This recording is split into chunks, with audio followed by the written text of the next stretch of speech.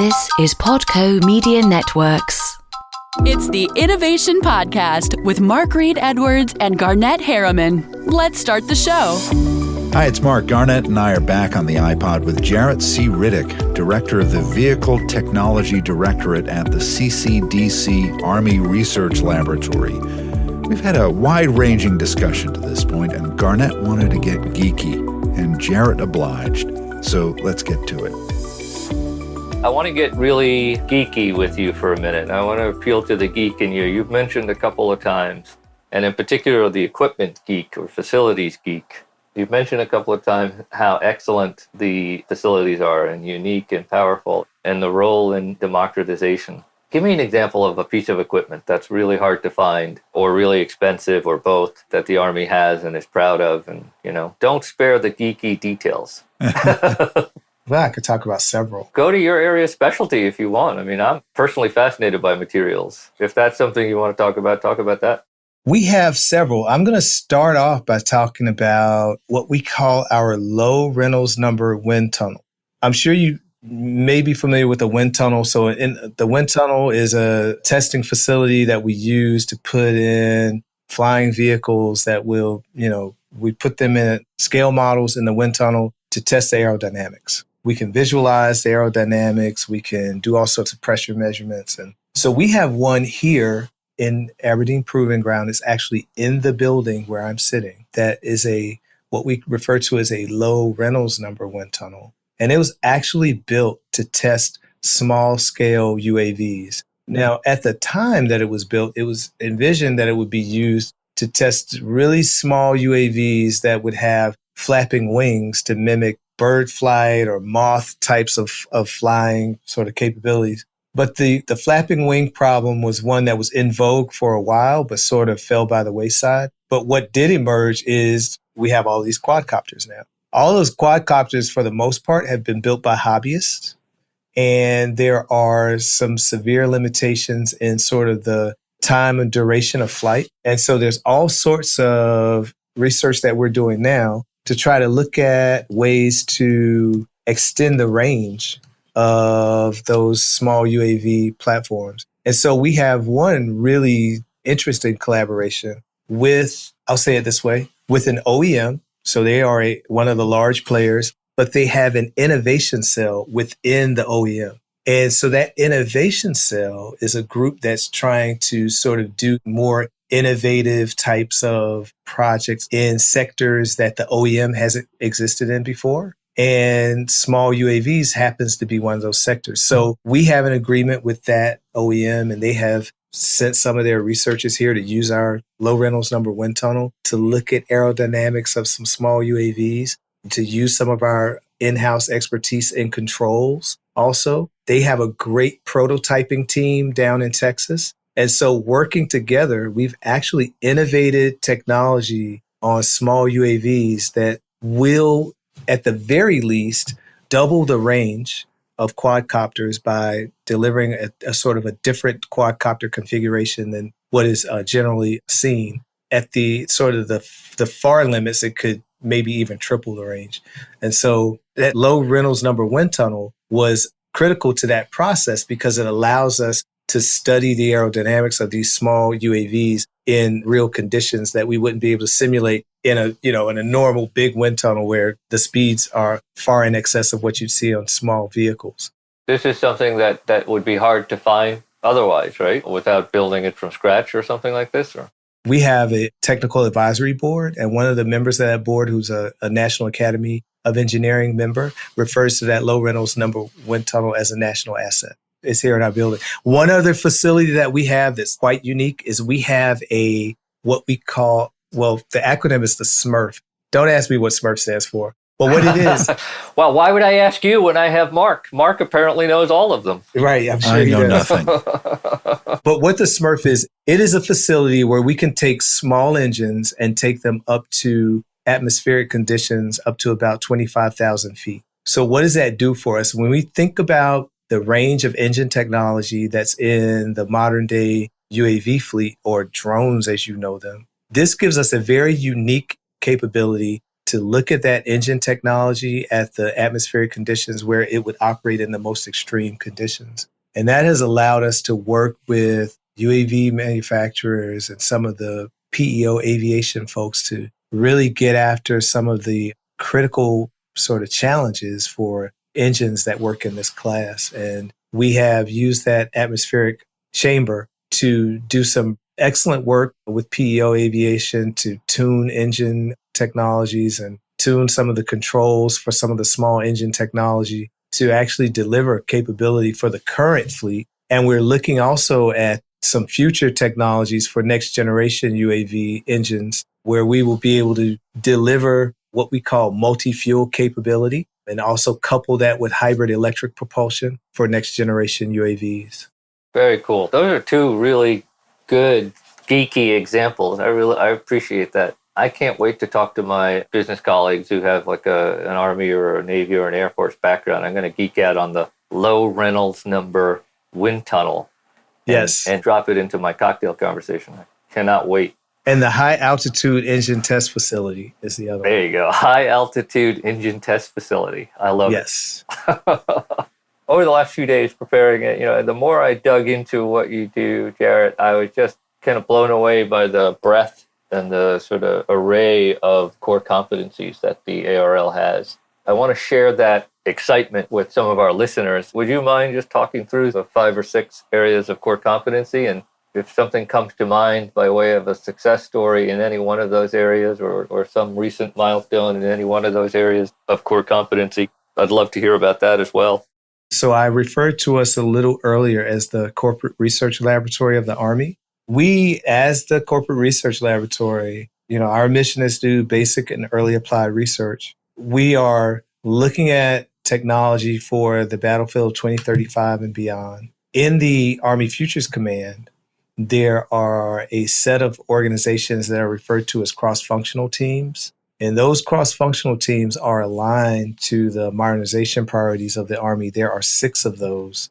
I won't name them all in order, but Future Vertical Lift, Next Generation Combat Vehicle, Long Range Precision Fire, there are 6 of them. They're available. You can find those. But the cross-functional teams are looking at specific lines of effort to deliver modernization for the FY28 timeframe. So you're talking about 2028. And so our job as the lab is to maintain a focus beyond that so that when we get to 2028 and it's time to look at the sort of the next round of available technology to fill out those modernization priorities, we're sure that the Army will be ready with technology and ready to go. To do that, we have core competency areas that we work in across the laboratory.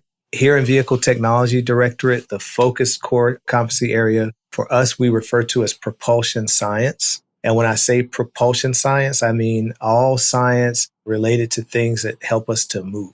The mission of the Army is to move, shoot, and communicate. And so movement and mobility is the focus of the Vehicle Technology Directorate. So within propulsion science, we're looking at small engine technology for UAVs. We're looking at next generation of flight for vertical lift. Also looking at robotics and autonomy for ground robotics and for flying vehicles.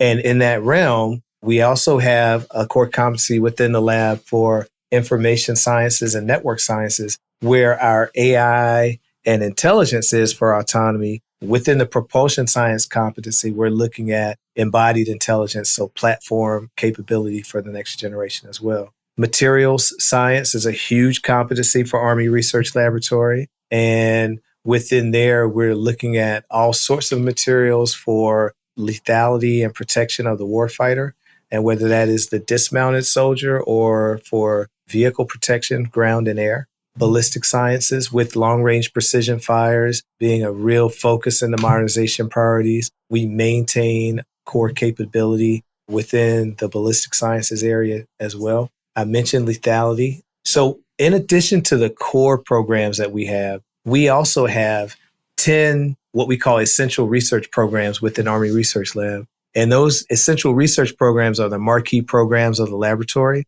And they are focused on looking across the laboratory and being very multidisciplinary in the way that we align ourselves and bringing together separate disciplines around some very focused cumulative efforts that will deliver capability in the future for the warfighter. One of the big pushes in the lab is to deliver fully autonomous maneuver for the next generation. And so at least 4 of those essential research programs are focused around efforts that will deliver fully autonomous maneuver. One is in AI and AI for maneuver and mobility. Another essential research program is looking at the convergence of lethality and protection and ground vehicle robotics. We have one essential research program that's looking at propulsion and power for ground robotics. And, we talk about all the time how ubiquitous autonomy will be on the battlefield in the future. And so that this one essential research program, which we refer to as the Victor Essential Research Program,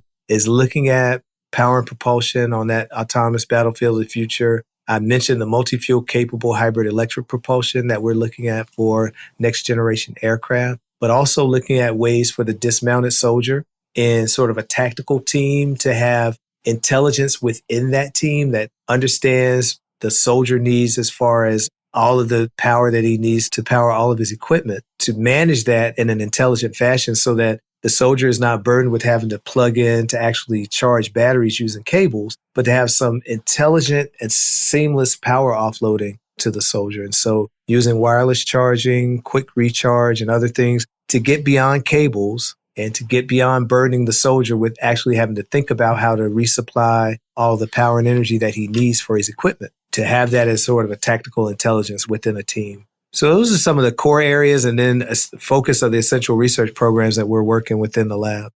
So I have a potentially really dopey question to ask. I'm going to ask it anyway because, I was brought up You're good at that. Comfortable with my potential dopiness, so all good. In studying the array of core competencies, which I've done just a little bit, obviously just scratching the surface, and thinking through this notion of what it means to outfit and prepare the battle warrior of the future against enemies known and unknown in the future, right? It occurs to me that, the rest of society is going through this fundamental revolution as far as food intake. I didn't actually see anything to do with food-related innovation or food-related products or, nutritional-related products, but maybe that's just too far afield. I don't know. No, you make a good point. So the emphasis that you'll see in a lot of the discussion really is around those modernization priorities, because the existing modernization priorities really demonstrate a shift in the way the Army will have to focus and orient itself as we move away from the fights of the recent past, looking out in the future and what we anticipate on the battlefield in the future. And so a lot of the conversation is around modernization priorities. However, you bring up a very good point, about the food and nutrition. We actually have within Combat Capability Development Command, CCDC, an organization, the Soldier Center up in Natick, Massachusetts, that has the mission to have all of the research and development opportunities around food research for the soldier. So they're the ones who are innovating sort of the nutrition delivery for the soldier in the future and doing that work. Yep, there's a lot going on there. I'm going to go on record right here and now publicly. I would love to be a taste tester. Yeah, so it's interesting. I was out at one of our test centers out in the West Coast. And while we were out there that day, we ate some of the meals. And actually, they were quite good. See, that's what I'm talking about. The Army named the meals after me, MRE. There goes another acronym. I'm telling you, man, he's the king. And sort of the pitch to us was, these are the not your father's MREs, right? These are not your grandfather's MREs. And they were actually quite good. So, I think there's some impressive work going on there. I have this is something I share with our mutual friend, Phil, right? Phil and I have shared more than a few good meals together, actually. It's hard for me to get through a podcast without talking about food. So I am very curious about something else. What is the U.S. Army Futures Command? I'm pretty sure it's not a stock exchange or a commodity exchange. It's not a stock or commodities exchange. That's a good guess. I've mentioned it a few times, and I probably should have done a little explanation before, but anyone that's paying attention to the Army right now knows that the Army is undergoing one of its most significant transformations, some people have said in the last 4 decades. Very recently, a new 4-star command within the Army has been stood up. this is a huge deal because prior to this one being stood up, there were only 3, right? So this one is down in Austin, Texas, which is also sort of a big deal to have a 4-star command located in a city like Austin that has so much energy around new technology, the startup culture, and the things that are going on there. But the idea for the Army is to take all of what we refer to as the Future Force Modernization Enterprise and put it under one umbrella. I'll use the word umbrella. And so that means having S&T, the R&D, some elements of test and evaluation, all of our concepts exploration and concepts development folks, the requirements writers, all under one roof, right? So you have the entire value stream of scientific discovery all the way to concept and requirements in one organization under one 4-star command.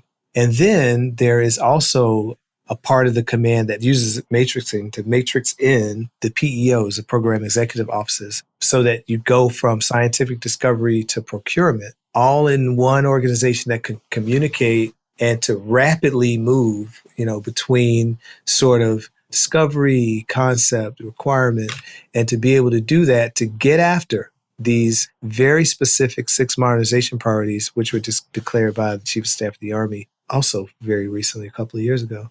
And so I mentioned those modernization priorities. They are long-range precision fires, next-generation combat vehicle, future vertical lift, networks and communication, air missile defense, and soldier lethality. So those modernization priorities have these cross-functional teams, which are led by general officers that are developing lines of effort, which will deliver modernization products in the way of fielded capability in 2028 for the soldier. So, for example, in Future Vertical Lift, they are pursuing a fast attack reconnaissance aircraft helicopter, also a long-range assault aircraft helicopter. Those are the manned vertical lift platforms. They're also pursuing unmanned aerial systems and air-launched effects, which will be launched off of those rotorcraft to do different missions in manned-unmanned teaming in the air. And also some open system architecture as well as part of the lines of effort being pursued under Future Vertical Lift. If you're paying attention, you're seeing a lot of press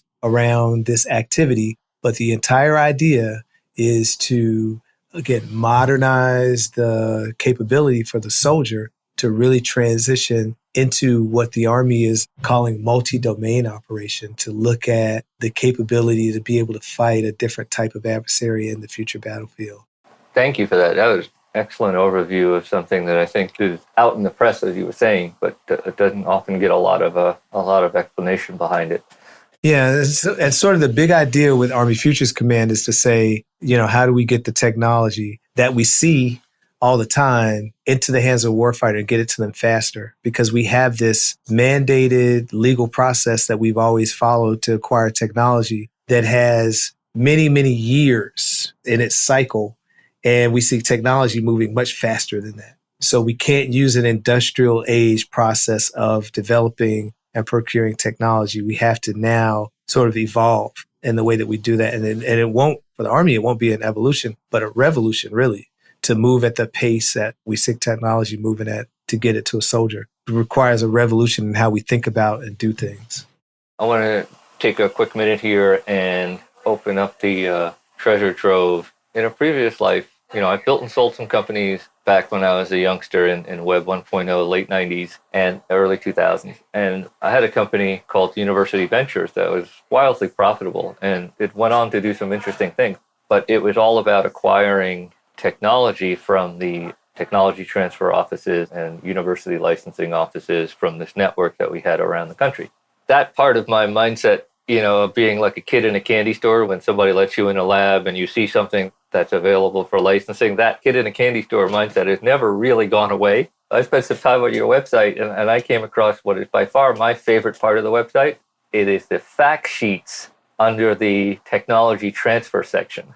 And this is how you know ARL and CCDC and whoever else you want to throw into the acronym mix is serious about getting technology out of the labs and into the hands of soldiers, oftentimes with the help of commercialization partners. I'm looking at a list of, looks to me like 30 or 40 fact sheets that are all, as far as I can tell, Jaret, they represent technologies that are available for licensing right now. And they are in power and energy, sensors, lithium primary battery technology, lithium secondary battery technology, anode cathode materials, and switch technology.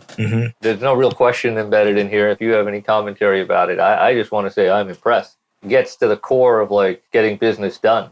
Well, I think that what you're saying would be music to the ears of folks who are trying to get our message out, because I think that we are undergoing transformation and we're looking for new ways to do things. We are very serious about playing a significant role in getting technology to the hands of the warfighter faster. I think that the more that we can do to help people understand how we do that as a laboratory and the mechanisms that we have to do that as a laboratory, I think we'll be successful. My boss often says to me, you can get a lot done if you don't obsess about whose name is on it or who's getting the credit, right?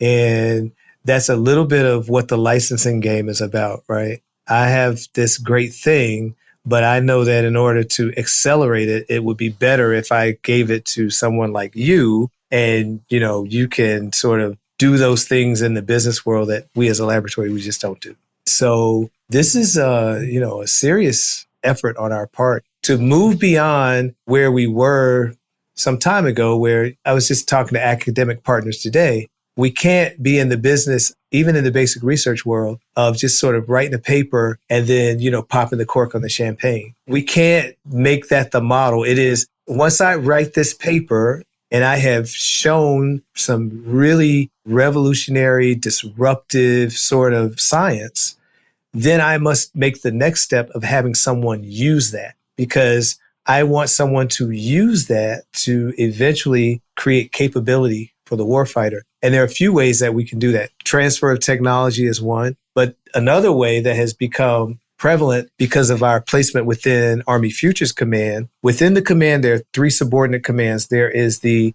CCDC, which Mark pointed out. There is FCC, or the Futures and Concept Center, which was formerly ARCIC under TRADOC. More acronyms. You can go look those up. And then we have the 3rd command, which is a Combat Systems Command. And that's where the PEOs are matrixed into Army Futures Command. Now, this connection to the Futures and Concept Center is so powerful because these are the folks who do the concepts exploration and concepts development for the Army. And by having them alongside the corporate lab where we do science and technology, we have this a new sort of vehicle that hasn't really existed before in a systematic way to take outcomes and knowledge and understanding that's developed in the scientific world and push that aggressively into sort of the concept exploration and really get a real physics-based and vetted and validated understanding of what the technology expectations of 2035 and beyond really look like. So this starts to form some very real pictures for us to then make judgments about where we want to place priorities over the horizon and where we might want to position ourselves, in fact, in terms of some emerging areas or emerging capabilities. So the genius of the Futures Command really is putting people together who haven't been together before. As I said, that entire value stream under one roof. And the things that will emerge from that, I think we will see over time, will result in truly sort of a revolutionary way of thinking about how to do technology for the warfighter in the future. We should have extensive notes on acronyms for these episodes. It would kind of be fun to go through all of them and define them all. I'll take that on as a personal to-do. I hate that I sort of brought us to that. It's probably really bad form to speak in acronyms. One of my biggest pet peeves is when engineers use jargon, because on the one hand, it can make for useful communication, as Garnet pointed out. But on the other hand, I can't for the life of me escape thinking sometimes that they're just using jargon to just sound like an engineer. Authoritative. Yeah, authoritative. You want to sound like an engineer, but you sound like a really, really, really bad engineer.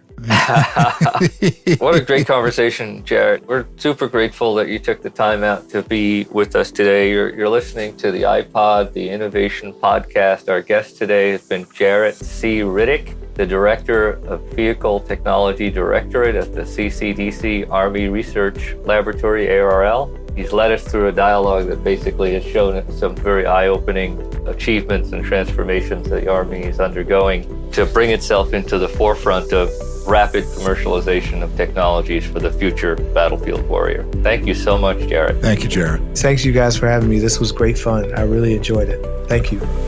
Thanks for joining Garnet and Mark on the Innovation Podcast. Visit theinnovationpodcast.co to subscribe and listen to other episodes.